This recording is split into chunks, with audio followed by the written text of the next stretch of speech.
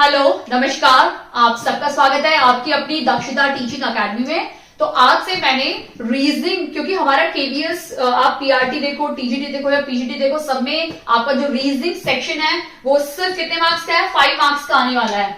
तो 5 मार्क्स में हमें सिलेबस भी बताया हुआ है कि ये सब टॉपिक हमें कर लेने चाहिए। तो उसी पे बेस्ड मैंने मिक्स मैच क्वेश्चंस लिए हैं ताकि हम हर एक टाइप के क्वेश्चन को कर सकें। क्योंकि कई बार क्या होता है, हम सेम टाइप के क्वेश्चन को प्रैक्टिस करते हैं तो हम उसी चीज में घुस जाते हैं। तो हमें मिक्स मैच क्वेश्चन की प्रैक्टिस करनी चाहिए एग्जाम के लिए। तो आज से मैं आपके लिए कुछ सेट ऑफ क्वेश्चंस लेके आऊंगी डेली आपके रीजनिंग के लिए। क्लियर? और अगर कोई भी डाउट हो तो डेफिनेटली उसको मैं एक्सप्लेन भी करूंगी इस वीडियो में। क्लियर? तो अब हम क्वेश्चन नंबर 1 देख लेते हैं। मूवी क्रिटिक्स, ठीक है, मूवी क्रिटिक्स तो रियल स्टेट का क्या होगा? ठीक है, अगर आपने देखा हो अभी रिसेंटली, शायद आज ही पठान मूवी, या पता नहीं कब, आज या कल में पठान मूवी रिलीज हो रही है ना। तो अगर आप देखेंगे पठान मूवी में जब रिलीज हुई तो बहुत सारे एक अलग से होते हैं क्रिटिक्स वाले, जो मूवी की जो भी एक्चुअल प्रॉब्लम्स है, डिफिकल्टीज है, वो बताते हैं ये खराब है, ये बेकार है, ये नहीं होना था, वो नहीं होना था। ठीक है, तो उनको हम क्रिटिक्स बोलते हैं। तो वैसे ही रियल स्टेट में भी हर एक फील्ड में क्रिटिक्स होते हैं। कई बार तो हमारे घर पे हमारे क्रिटिक्स होते हैं जो बताते हैं बेटा आज ये अच्छा नहीं है, ये अच्छा नहीं है तुम्हारे लिए। तो हमारे पेरेंट्स में हमारे क्रिटिक्स की तरह काम करते हैं। तो वैसे ही रियल स्टेट में अगर आप देखेंगे तो अप्रेजर्स होते हैं, वो क्रिटिक्स की तरह काम करते हैं। यानी वो रियल स्टेट में बताते हैं किसी भी चीज की मार्केट वैल्यू या एस्टिमेट करते हैं, शेयर मार्केट टाइप का आप इसको सोच सकते हैं। क्लियर? बिल्डर तो आपको पता है, बिल्डर तो बिल्कुल नहीं होगा। बिल्डर तो पता है कौन होते हैं? कॉन्ट्रैक्टर्स जो कॉन्ट्रैक्ट लेते हैं, आर्किटेक्चर जो डिजाइन करते हैं किसी भी चीज, किसी भी, अगर मुझे घर बनवाना है तो मैं सबसे पहले आर्किटेक्चर के पास जाऊंगी, वो डिजाइन करेगा, उसके बाद मैं बिल्डर के पास जाऊंगी, बिल्डर फिर कॉन्ट्रैक्टर से अपना पूरा काम कराता है। तो यहाँ पे कोई भी ऑप्शन हमारा राइट नहीं है, सिर्फ अप्रेजर हमारा राइट आंसर है, क्योंकि रियल स्टेट का एक्चुअल क्रिटिक जो होता है वो है हमारा अप्रेजर। क्लियर? अब हम क्वेश्चन नंबर 2 देख लेते हैं, जो अक्सर एग्जाम में काफी बार पूछे जाते हैं, स्टेटमेंट एंड कंक्लूजन, और बहुत सिंपल होते हैं। तो आपको हेल्प करते हैं 1 नंबर अपने पॉकेट में डालने में। क्लियर? तो हम देख लेते हैं। तो जब भी वर्ड आएगा ना सम, जब भी वर्ड हो सम, तो आपको करना क्या है मैं बता देती हूं। सम हो, आगे पढ़ो, स्फेयर आर सिलेंडर, यानी सम स्फेयर, यानी कुछ स्फेयर, ये मेरा स्फेयर है, यानी कुछ स्फेयर आर सिलेंडर, यानी मेरे कुछ स्फेयर क्या है? सिलेंडर है। ये मेरा सिलेंडर है, ठीक है, यानी कुछ स्फेयर सिलेंडर है। ऑब्वियसली बात है, ये जो पोर्शन है ये कुछ ही है, ये सम वाला है, यानी सम। ठीक है, clear? All cones are sphere, ठीक है, यानी ऑल कोन्स, सारे के सारे कोन्स स्फेयर हैं, तो वो कहीं ना कहीं अंदर बनेगा। ठीक है, ऑल कोन्स आर स्फेयर, सारे के सारे कोन्स क्या है? स्फेयर हैं। तो फिगर इस तरह से भी बन सकता है क्योंकि हमें नहीं पता, और फिगर कुछ इस तरह से भी बन सकता है। क्लियर? क्योंकि कोन की बात की है, ऑल कोन्स, यानी सारी की सारी कोन्स, ये कोन्स है, सारी की सारी कोन्स हमारी क्या है? स्फेयर है। क्लियर? ये फिगर ऐसे समझ में आ गया। सम जब भी वर्ड आएगा तो आपको चीज इस तरह से बनानी है। ऑल आएगी तो आपको देखना ऑल कोन्स, यानी सारी की सारी कोन्स स्फेयर हैं। ऑल के साथ जो वर्ड हो या जो भी वर्ड लगा उसको बनाओ, और उसके बाद जो वर्ड हो उसको ऊपर बना के लिख दो। क्लियर है? तो सम का फिगर हमेशा ऐसे बनेगा और ऑल का फिगर कुछ इस तरह से बनेगा आपका। क्लियर है? अब हम सेकंड देख लेते हैं। अच्छा, स्टेटमेंट हमारी कंप्लीट हो गई है, तो ये स्टेटमेंट वाला हमारा डायग्राम है। अब हम कंक्लूजन देख लेते हैं कि कंक्लूजन क्या दिया हुआ है क्वेश्चन में।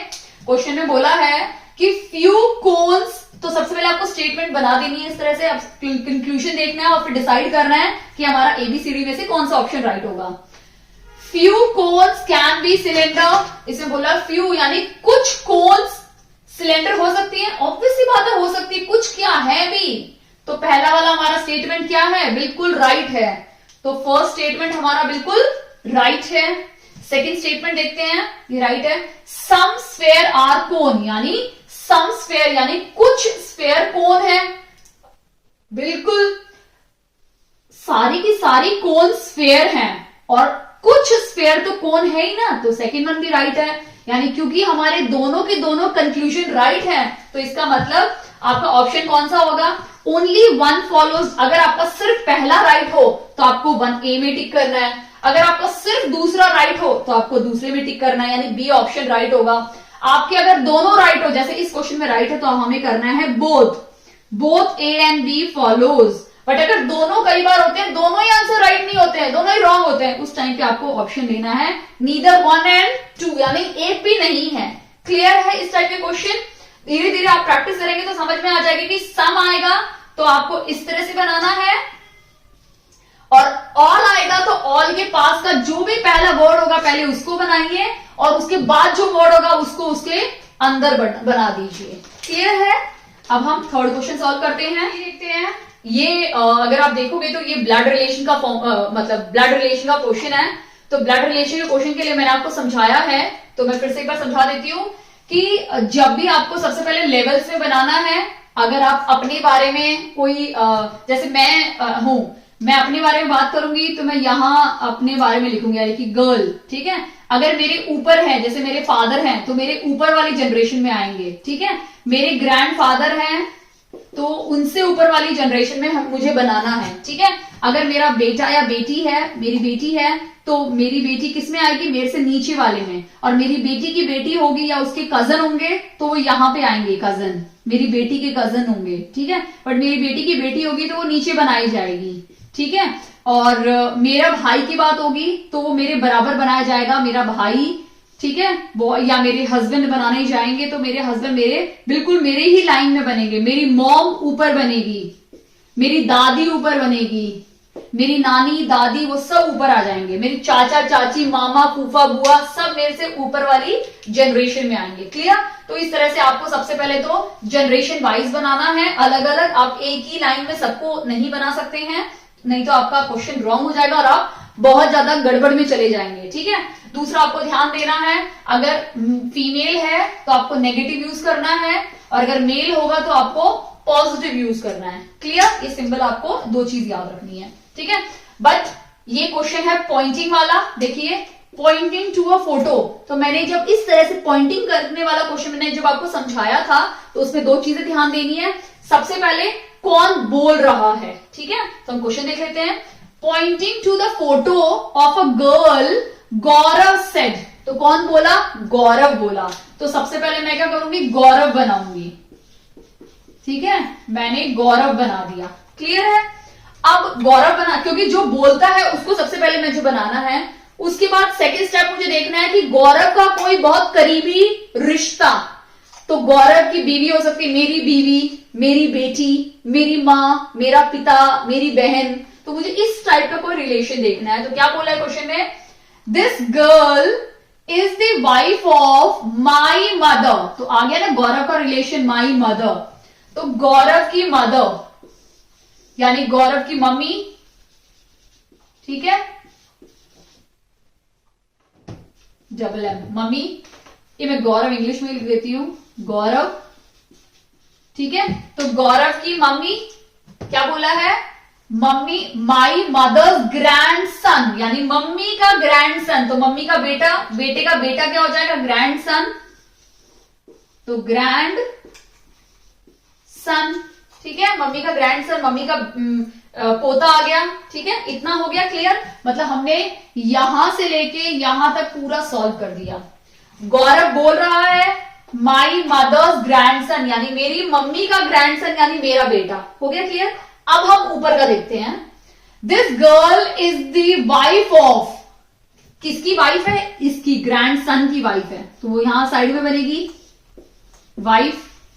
तो गौरव ने पॉइंटिंग टू अ फोटो, मतलब एक लड़की का फोटो देखते हुए, यानी गौरव ने इस लड़की का फोटो देखते हुए, ठीक है, क्या बोला कि ये मेरी मम्मी के पोते की बहू है। तो गौरव का और इस वाइफ का, यानी इसकी वाइफ का क्या रिलेशन हो गया, क्या रिलेशन है इन दोनों का, ये गौरव की क्या लगी, बहू, सॉरी पुत्र वधू, सॉरी पुत्र वधू लगी। ठीक है? या बोल सकते हैं डॉटर इन लॉ।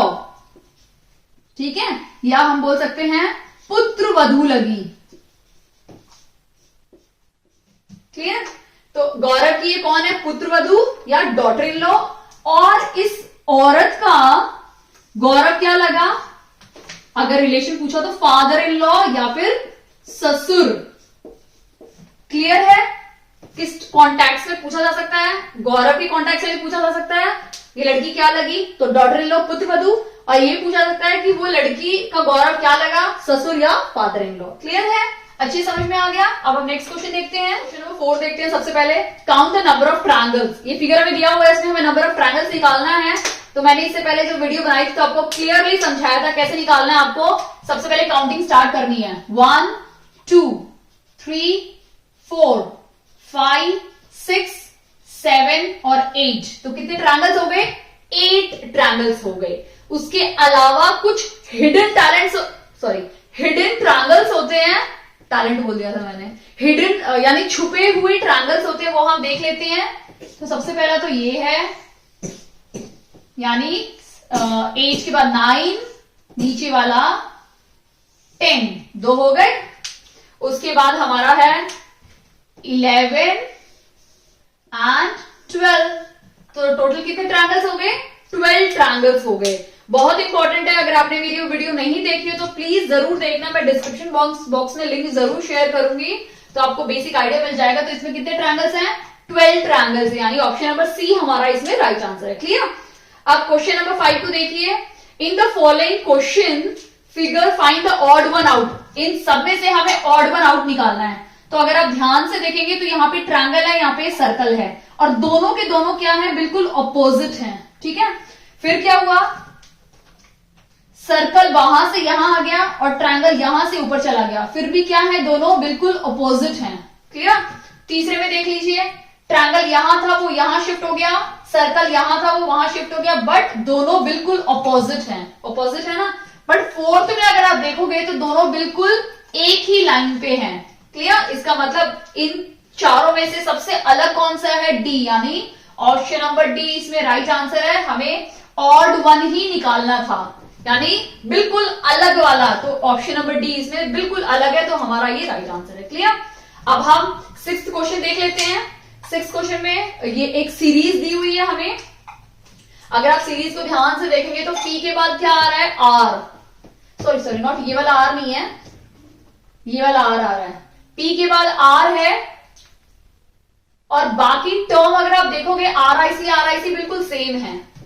ठीक है? उसके बाद मैं यहां समझा देती हूं आपको, PRIC है। ठीक है? क्लियर है?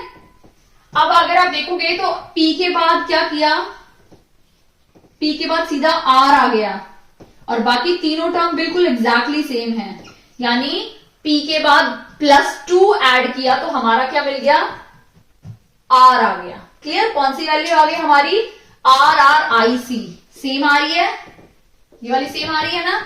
अब नेक्स्ट में अगर आप देखोगे तो IC बिल्कुल सेम है, यानी इसमें ये दोनों सेम है, यानी मैं यहां पे IC लिख देती हूं, बिल्कुल सेम है, और R, ये ऊपर वाला R भी बिल्कुल सेम है। चेंज कौन सा हुआ है, T हुआ है, यानी R के बाद नेक्स्ट क्या आया, फिर से मैंने +2 किया तो क्या मिल गया मुझे, T, RST, T मिल गया।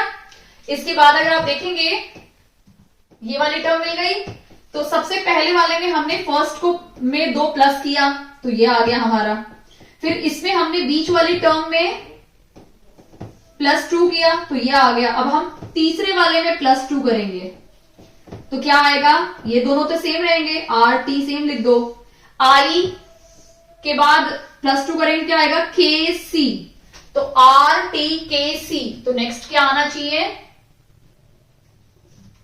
यहां पे C है ना, ये दोनों सेम था, मैंने सेम लिख दिया,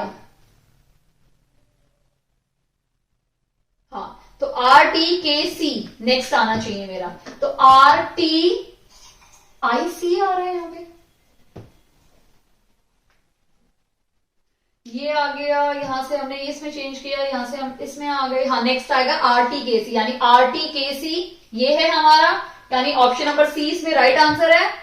फिर हमने क्या किया, सी में चेंज करना है, ठीक है, +2 ऐड करना है, तो क्या मिल जाएगा हमें, RTK और सी के बाद क्या आता है, DE, E आ गया, तो ये हमारा वही आ गया ना वैल्यू, इसका मतलब ऑप्शन नंबर सी इसमें राइट आंसर है। क्लियर है, अच्छे समझ में आया।